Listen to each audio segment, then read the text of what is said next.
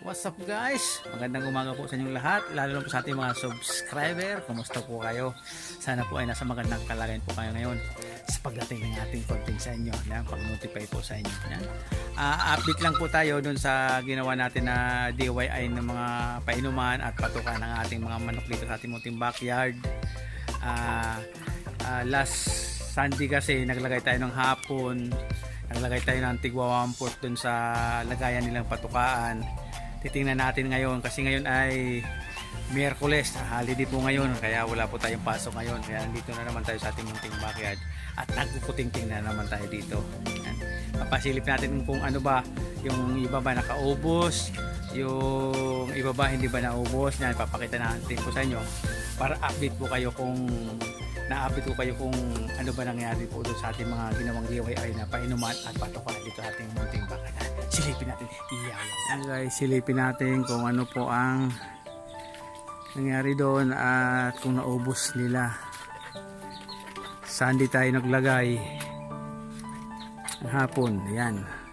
Ito si Paul Sparkry. Ayan, kaunti lang natira. 1/4. Sunday, Monday, Tuesday. Isang puno niyan, pwede na siguro talaga pang isang linggo. Ayan. Sa baba natin si Kulit. Ubus din guys. So yan o. Ubus din. Yan dito si ating Gilmore. Ubus din.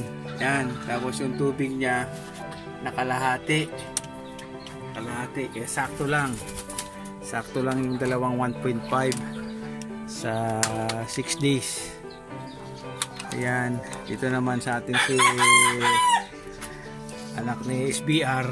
Ayan, ayan na natira guys. So 1/4. Mas malakas siya sa tubig. Ayan, 1/4 lang natira ang tubig. Dito sa atin si Tisay natin. Ayan, mahina din siya. Marami-rami natira. Yung tubig, kalahati din. Ayan. Dito natin si white gold natin. So white gold yan. Lahati din yung 1/4. Yung tubig niya 1/4 na yung nabawas. Mahina sa tubig. Kaya magigit talaga mas maganda yung sinusubukan muna guys. Yun, ang ating ditong si kapatid ni Kuan, kapatid ni anak ni SBR. Mahina din. Yung tubig niya 1/4 lang yung nabawas doon. Yan, 1/4 lang. Dito si galing kay IEC Brother Game Farm. Yan lang natira. Simula Sunday ng hapon. Yung tubig niya 1/4 lang din na nabawas. Yan. At dati dito kay Gary Gilliam Runhead. Ayan, mas kaunti. Mas kaunti. Yung tubig niya 1/4 bawas guys. Ayan o. Ayan niya, para nakikita niyo kung ano talagang ginagawa natin dito. Dito naman kay anak ni SBR, yung stag natin. Ayan, kaunti lang bawas. Talang tubig niya 1/4 lang din. Ayan o, mahina sa tubig. Kaya makikita talaga natin bago natin to talaga set up ng isang lingguhan. Tinatry muna natin, dry run muna natin para nakikita natin yung konsumo nila. Yung ito man sa taas kay SBR. Ayan kay SBR. Ayan, ubos din yung pagkain. Isang malakas na kumain. Ito yung tubig niya 1/4. Ayan ang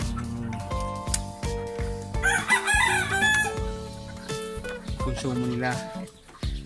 Ayan. Kaya alam na natin kung anong setup ng gagawin natin guys dito. Kung sa malakas tumuka, siguro baka magdagdag tayo ng isa pang patukaan. Isa't kalahati ilalagay natin. Isang puno dun sa 1.5 sa kalahati. Panigurado. Tapos yung sa malakas sa tubig, baka magdagdag pa tayo ng isang 1.5. Marami pa naman tayo nagawa doon guys. Kaya okay lang, marami tayong stock. Yan. Paglabas din tayo guys, oh. Ay, labas natin sila yun, oh. Kaya wala sila dito sa mga condominium. So, tabi lang ako si Paul's Park. Yan. Ganito lang, di ba? Ganito lang tayo dito, na ina-update ko lang kayo kung ano ang kinalabasan sa sinitap natin na 1/4 na mga patuka. Yan. Yan guys, napasilipin natin kung ano ba yung sinitap natin ng Sunday hapon. Yung iba, nakita naman ninyo, yung iba naubos, yung iba hindi.